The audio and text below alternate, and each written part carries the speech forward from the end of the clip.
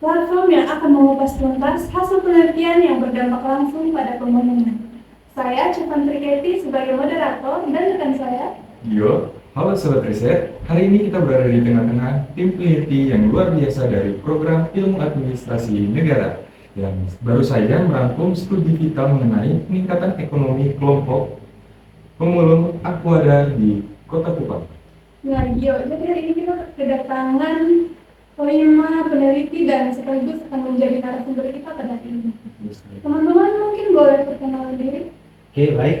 Perkenalkan, nama saya Gusto. Baik, nama saya Evan. Dan perkenalkan nama saya Dede. Perkenalkan nama saya Intan. Dan perkenalkan nama saya Ici. Hai, selamat datang. Halo. Nah, teman-teman, saya ingin bertanya, kira-kira hal menarik apa yang membuat teman-teman tertarik untuk melakukan penelitian ini? Oke, baik. Terima kasih. Jadi penelitian ini di dunia merupakan peningkatan ekonomi untuk pada melalui pemberdayaan keterampilan pengelolaan sampah organik. Jadi penelitian ini dilatar belakangi oleh kondisi Kota Kupang, di mana Kota Kupang sebagai ibu kota provinsi menghadapi salah satu permasalahan yang cukup besar, di mana permasalahannya merupakan pengolahan sampah, di mana Kota Kupang sendiri itu menghasilkan sampah kira-kira sekitar 240 ton per harinya, dan hanya beberapa persen saja yang didaur ulang dan sisanya itu dibuang di TPA, di mana TPA sendiri itu masih menggunakan sistem pendamping, sehingga hal ini turut memperparah permasalahannya. Dan menurut kami sebenarnya itu sudah ada kebijakan dari pemerintah kota terkait dengan permasalahan sampah ini, di mana sebenarnya itu dalam tahap pengolahan sampah di Kota Kupang itu terdapat tahap pemilahan sampah sebelum dibuang di TPA, dan sebenarnya selama ini itu terdapat beberapa kelompok informal, salah satunya itu kelompok pemulung, di mana mereka sudah bekerja secara tidak langsung itu melakukan pemilahan sampah di TPS, di mana kegiatan mereka ini turut berkontribusi terhadap pengurangan sampah yang dibuang ke TPA pada akhirnya. Dan salah satu kelompok pemulung yang ada di Kota Kupang itu kelompok Aquada, di mana kelompok ini itu sudah ada dari tahun 2000-an awal kalau tidak salah, dan sudah ada, artinya itu sekitar 20 tahun lebih sudah di Kota Kupang. Dan kelompok ini itu terdiri dari 22 kakak dengan total jiwa itu 122 jiwa, di mana ini merupakan kelompok yang terorganisir yang berlokasi di Kelurahan Pasir Panjang, di mana kondisinya itu cukup memprihatinkan, di mana dalam satu rumah itu terdapat 5-7 orang yang tinggal dengan pendapatan itu sekitar 200 sampai 300 per minggu gitu. Di mana akhirnya dari beberapa masalah tadi itu akhirnya kami memutuskan untuk melakukan pemberdayaan ini supaya mereka itu dapat meningkatkan maupun mengasah skill keterampilan mereka itu dalam pengolahan sampah. Oke, baik, terima kasih. Habis itu, jadi dari penjelasan yang tadi sudah dijelaskan, saya sedikit menanggapi bahwa hal yang melatar belakangi penelitian ini adalah pemberdayaan masalah sampah di Kota Kupang. Nah, jadi setelah penelitian yang kalian lakukan ini, terus ada hal apa saja yang kalian temukan dalam penelitian ini? Mungkin bisa dijelaskan? Baik, terima kasih dari moderator. Di sini kami bukan menemukan masalah, tapi kami melakukan dua pendekatan dari latar belakang masalah yang telah dijelaskan oleh teman kita tadi. Yaitu yang pertama itu melakukan pendekatan melalui analisis pastel, yang dimana itu kalau kita lihat pemerintah Kota Kupang sendiri ini memiliki kebijakan pengolahan sampah yang dapat mengakomodasi pemulung melalui daur ulang sampah. Habis itu dari poin yang kedua itu teknologi, tersedia teknik daur ulang sederhana dan biaya rendah. Itu dari segi ekonomi sendiri, kemudian pada sini harga jual sampah itu relatif kayaknya rendah sekali. Kalau dilihat dari harga sampah plastik sendiri, yaitu 300 sampai 300 rupiah sampai 5.000 rupiah per kilogram gitu. Habis itu terjadinya marginalisasi meskipun masyarakat menerima kelompok pemulung, namun masih kurang kesadaran memilih sampah rumah tangga. Lalu teman kakak moderator sendiri di sini, Pemda Kota Kupang mendukung pengurangan sampah dan partisipasi masyarakat. Peraturan Wali Kota Kota Kupang nomor 19 tahun 2019 tentang kebijakan dan strategi pengelolaan sampah rumah tangga dan sampah sejenis sampah rumah tangga. Lalu ada pendekatan yang kedua yang kami lakukan kemarin itu tentang analisis SWOT, yang dimana itu kekuatan kelompok ini kalau terjadi sangat terorganisir dan sudah dijelaskan sendiri tadi oleh teman Gusto, pembagian kerjanya itu juga jelas, berperan pembagian kerjanya jelas dan berperan dalam pemilahan begitu. Habis itu pemulung ini mendirikan unit usaha atau unit koperasi, kolaborasi dengan pemerintah dan komunitas lingkungan sendiri. Habis itu kelemahannya sendiri di kelompok pemulung Aquada ini, kita lihat kemarin penelitian sendiri, itu keterampilannya mereka ini terbatas. Di mana pendapatan yang sudah dijelaskan tadi itu kurang stabil atau tidak stabil, kondisi kesehatannya juga itu rentan terkena sakit karena setiap hari itu bekerja di tempat-tempat semacam pemukiman kumuh gitu. Itu ancamannya mereka sendiri di sini, teman-teman kami sempat bertanya kepada mereka juga. Pengelolaan sampah tradisional ini harga jualnya itu sangat rendah. Belum ada nilai tambah yang itu, tidak ada nilai tambah dari tahun 2000 sampai sekarang gitu. Dari penemuan yang ditemukan di lapangan sendiri itu membuat penelitian ini lebih menarik dan ya sangat menarik. Dan dari hasil analisis yang tadi, kira-kira rekomendasi kebijakan apa yang teman-teman berikan untuk masalah ini? Ya, pertanyaan sangat menarik untuk kami sebagai narasumber. Di sini saya akan menjelaskan tentang rekomendasi kebijakan pemberdayaan, di mana berdasarkan analisis pastel dan SWOT yang sudah dijelaskan oleh teman saya Betran, kami merekomendasikan 3 kebijakan utama untuk pemberdayaan ekonomi kelompok pemulung Aquada. Yang pertama itu program pelatihan terpadu atau Bina Manusia dan Usaha, di mana program ini akan berorientasi pada transfer keterampilan yang mengubah bahan mentah bernilai rendah menjadi produk bernilai jual tinggi.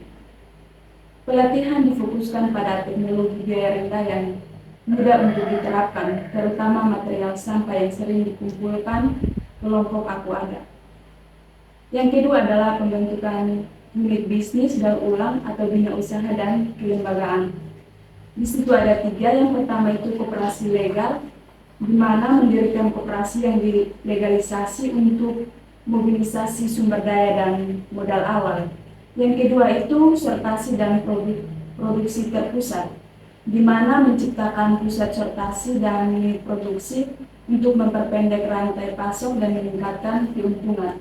Dan yang ketiga adalah jaringan kuat, di mana kemitraan dengan perkantoran atau restoran untuk sumber sampah berkualitas dan UMKM industri besar untuk penjualan. Dan yang ketiga adalah integrasi ke sistem racing kota atau pendekatan makro, di mana dalam proses ini Pemkot atau Kota Kupang khususnya Dinas Lingkungan Hidup perlu mengintegrasikan unit usaha kelompok Aquada ke dalam rencana pengelolaan sampah di Kota Kupang. Oke, baik Kak Dede.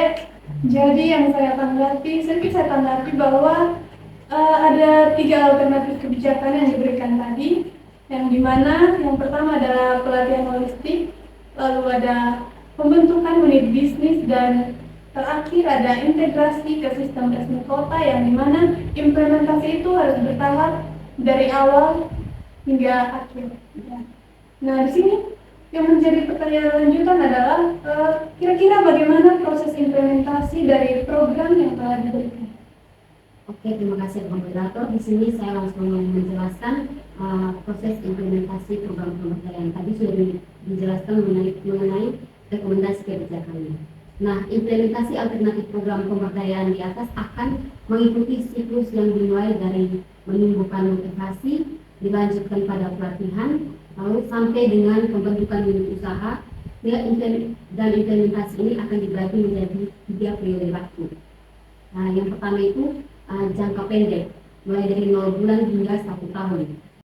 Pada periode ini, program pemberdayaan akan berfokus pada pelatihan dasar daur ulang sampah anorganik, pengadaan alat pelindung, pembentuk unit usaha, serta pembangunan fasilitas dasar seperti bidang sortasi sederhana, serta transportasi yang lebih memadai seperti motor roda 3.